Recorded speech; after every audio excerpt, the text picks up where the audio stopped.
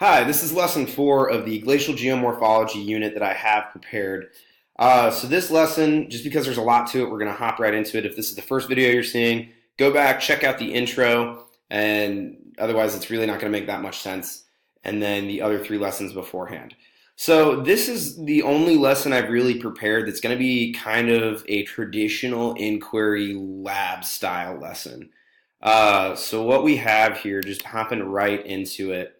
Since our last lesson, there really wasn't anything for you as the teacher to come up with as an in-between lesson. If you do come up with something, that's fantastic. If not, I didn't really anticipate there being a in-between lesson between the LiDAR imaging lesson and then this one. This one, we're going to be testing the permeability of earth materials like the lesson suggests. What that means is, as your students have been learning about kind of what glacial terrain is made of, as far as like glacial till, kind of the sand, the gravel, the clay, all of that stuff. And with the history of the geologic history of Iowa, that is, the materials that we have here, we're going to try and compile some of those materials, and we're going to test how water interacts with them. We want to see how long water takes to get through it, or if water even can get through some of these materials. So we just kind of went over the purpose right there. Students are going to be designing their experiment, though. That's kind of the key part about this one for them developing their own models and investigations is you're going to provide the materials. You're not really going to give a tutorial. They're going to have to come up with like a whole, as a group, come up with kind of like a little proposal about what they're going to test, how they're going to test it. You then can approve it if it needs some work, like if they need to work on their independent and their dependent variables, if they're struggling with that, help them out a little bit.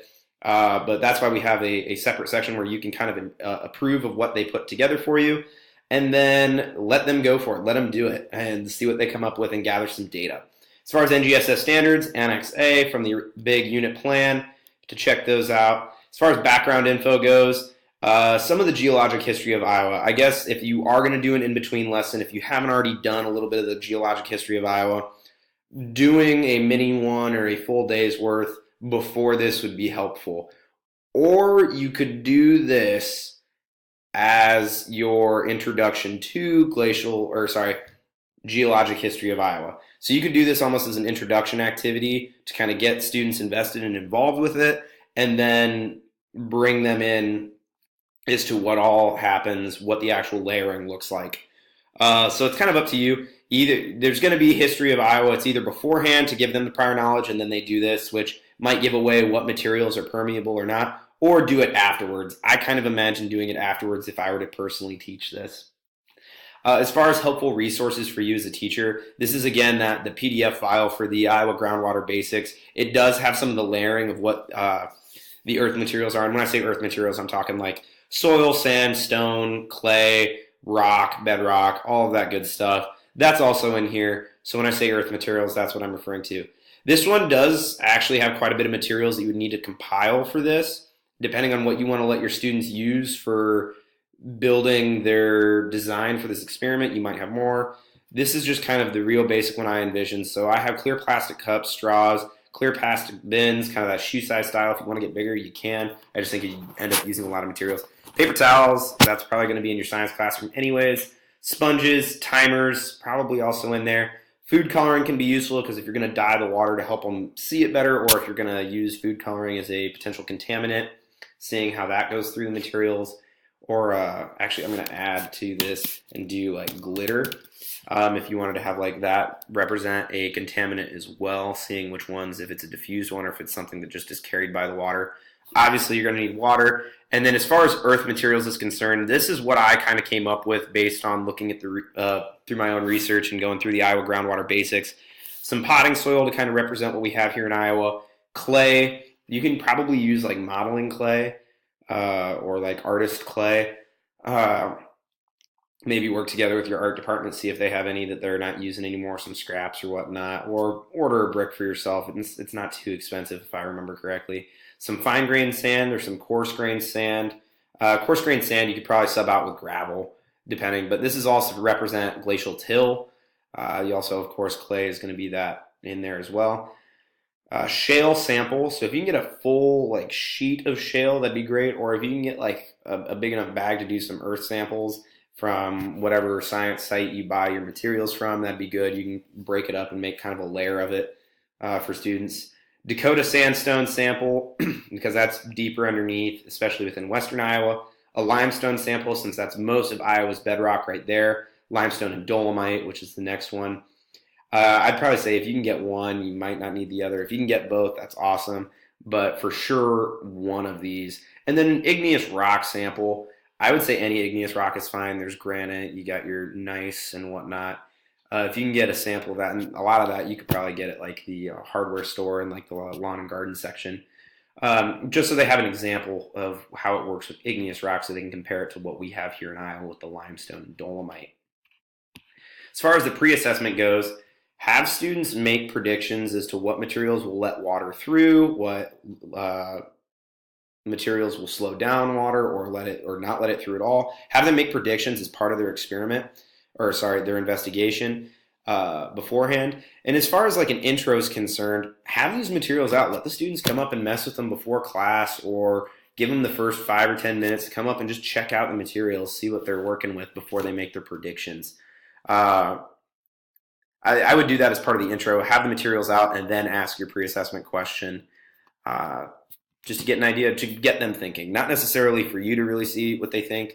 Obviously, you can take a look at it and see what they think, but just to get them thinking. Like usual, student questions. Have them developing their questions. They should be developing questions on their own as to what they think is going to work, what's not. And then ways to investigate. Since they are going to be designing their own investigation for this, or ways to test kind of these questions of what is permeable, what's not, and which one has the, what does water go through the slowest, and then later on, what contaminants can get taken out by the materials. Have them come up with ways to investigate that. And that's kind of the whole proposal idea, is that they're going to come up with a design proposal that you then say, yeah, you could do this, or let's tweak it a little bit.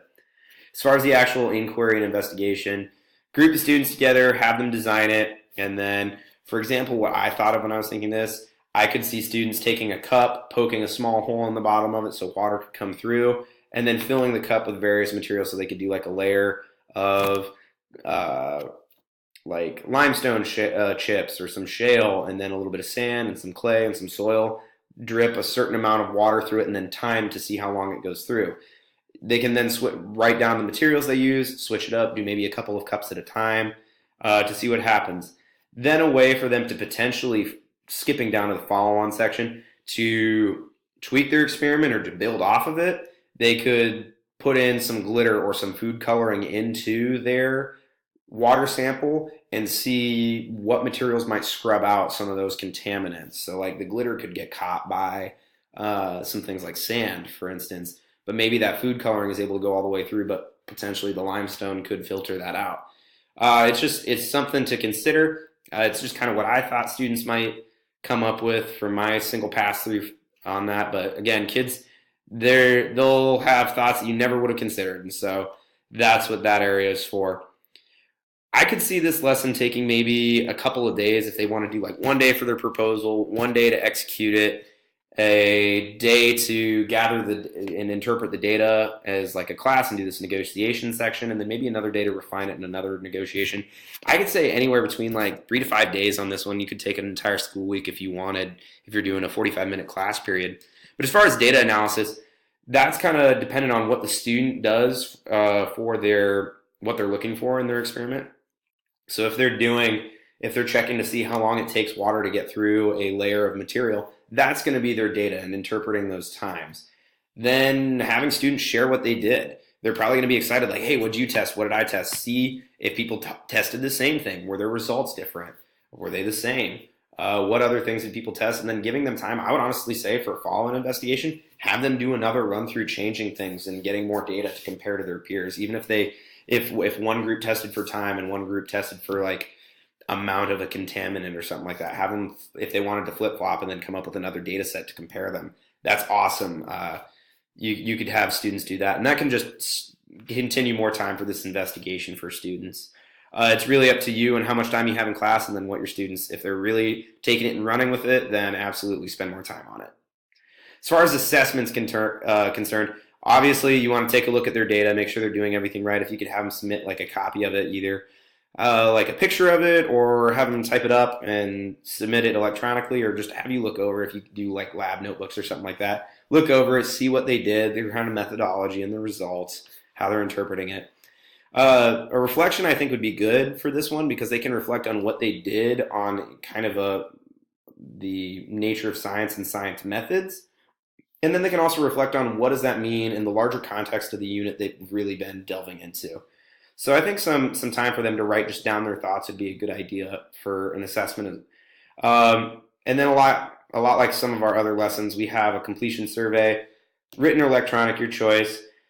I have these 3 questions. Please feel free to add to it. But I have, why did the water pass through the materials it did? So having them discuss, why is one material permeable but another one isn't?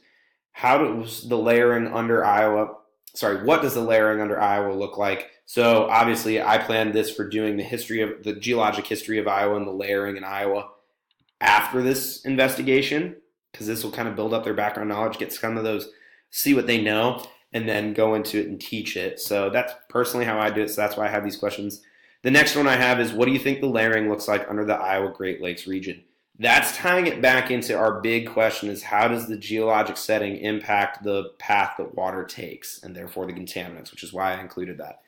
So, and then remaining student questions and feedback on the lesson. I honestly, I'm a big fan of this, having students give the feedback, because the lessons are for them. So if they don't think they're working, there's a high possibility they're not. So have them answer those questions as well.